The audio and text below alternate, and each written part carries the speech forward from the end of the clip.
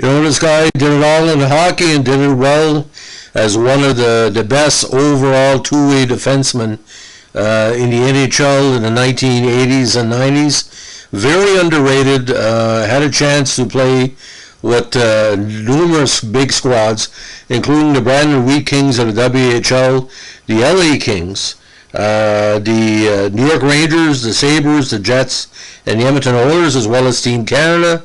It was a captain of Winnipeg Jets at the tail end of his career, and probably was involved in one of the weirdest fights in NHL history. It wasn't on the ice. It was under the stands. So today we're going to be talking about the big drink of water from Redvers, Saskatchewan, Dean Kennedy. Now, Dean was a highly ranked prospect going into the 1981 draft. He was eventually taken 39th overall. Now, 81 had a lot of strong players for the WHL entering that year. He was a number 17 prospect, rated by the Hockey News entering that selection. Now, he started being influenced by two key things in hockey. He was a big Flyers fan, and he idolized Toronto's Tiger Williams while growing up on his parents' farm in Redvers. Very beautiful community, by the way. He began his minor hockey career as a right wing, but shifted to defense at the age 13, which I think was his growth spurt. I think his coach said, you know, you're a big guy, let's try you on defense, and it worked out. Now, his last season with Brandon was quite interesting. He only had 32 points, but his 157 minutes in penalties showed he wasn't scared to take a penalty, would take up for his teammates in the right situation.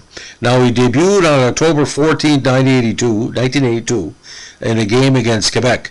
And LA and Quebec had a slight rivalry back then. Anytime the Kings in Quebec would play, it was always interesting. Now, he played with LA, New York, Buffalo, Winnipeg, and Edmonton.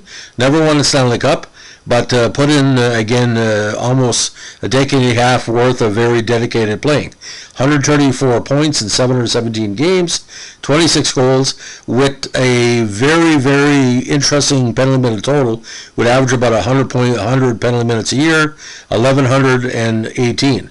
In the playoffs, only one goal in 36 games, with 8 minutes in penalties.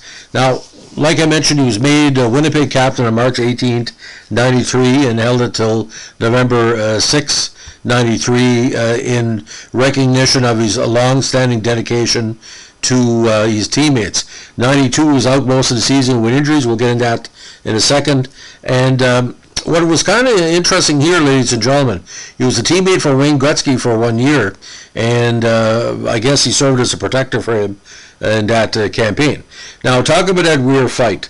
Now, he was suspended 4 games by the NHL during the 82-83 season for fighting with all people Ken Linzman under the stands at a Great Western Forum during the third period of LA's February 3rd, 83 game at Edmonton. Both players, at LA, Both players had been sent to their dressing rooms for misconducts after a heated argument at 11 minutes of the third period. Linzman had cut the bridge of Kennedy's nose with his stick and slammed his head to the concrete floor during the altercation. The suspension was announced on February 13th, 1883, and Kennedy began serving suspension on February 25th, 83. Now, talk about the injuries here, and it impacted his career. He missed parts of the 87 season with a groin injury and a hip pointer during a game against Toronto, and he was out for over almost a month. Now, he missed parts of the 88 season with a broken finger, aggravated in November 87 and re-aggravated in December 87. He missed the remainder of the 88 season with a groin injury suffered during a game against Washington. He missed parts of the 88 season of the 89 season with a sprained left knee, injury suffered during the October 9 game versus the Islanders, and with a concussion, injury suffered during LA's November 10th 88 game versus Hartford.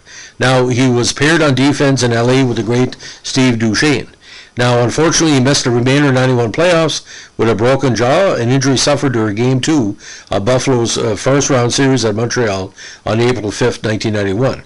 He missed the remainder of the 92 regular season and started the 92 playoffs with a knee injury suffered during Winnipeg's November 20th 91 game versus the Islanders.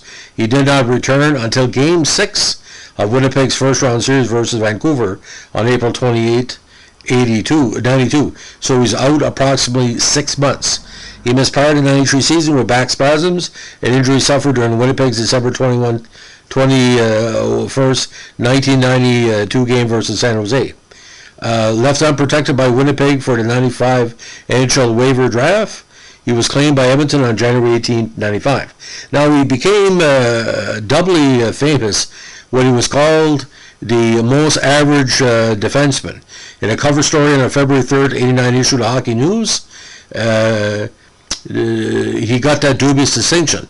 This resulted from a survey of NHL average statistics. Unfortunately, the Hockey News goofed in picking Kennedy's photo for the cover, accidentally choosing a photo of Ken Habben.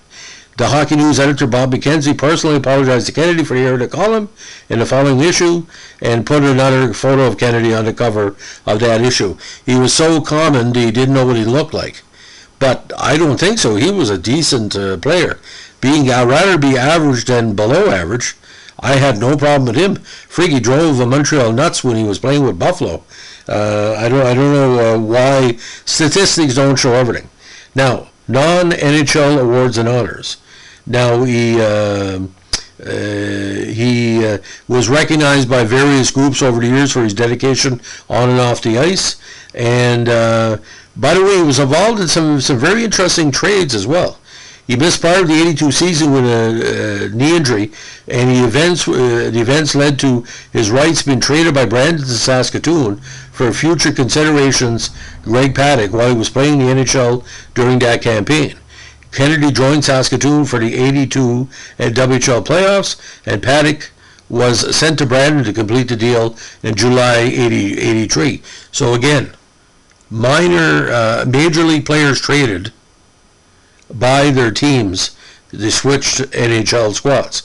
Now, the big trade as well, LA traded Kennedy and Denny LaRocque to the Rangers in exchange for Igor Liba, Michael Boyce, Todd Ellick, and future considerations on December 12, 88. 2 months later, LA got Kennedy back from the Rangers in exchange for a 1990 fourth-round pick, which was later traded on February 3rd, 89. 8 months later, LA lost Kennedy again when he traded him to Buffalo for 1991 fourth-round pick, Keith Redmond, on October 4th, 1989. But Dean, again, an interesting thing. I would suspect Ken Linseman cracking another player's head on the concrete might not be the first time he done that. Linseman was known a little bit of a crackpot, and maybe what's the term comes from. But when I met Ken Linseman, I got the soft Ken Linseman. But people that he played against were scared to touch him. It's in my previous column on Ken Linseman. So that's the story of the great Dean Kennedy, Mr. Average. I don't think he's average. Thanks for listening. If you like what we're doing here, give us a like, comment, subscribe. As we like to say, in the bowels of Acadie in northern New Brunswick, where winter used to be 9 months and with global warming is now 7 months, keep your stick on the frozen ice. Have a good day. Bye.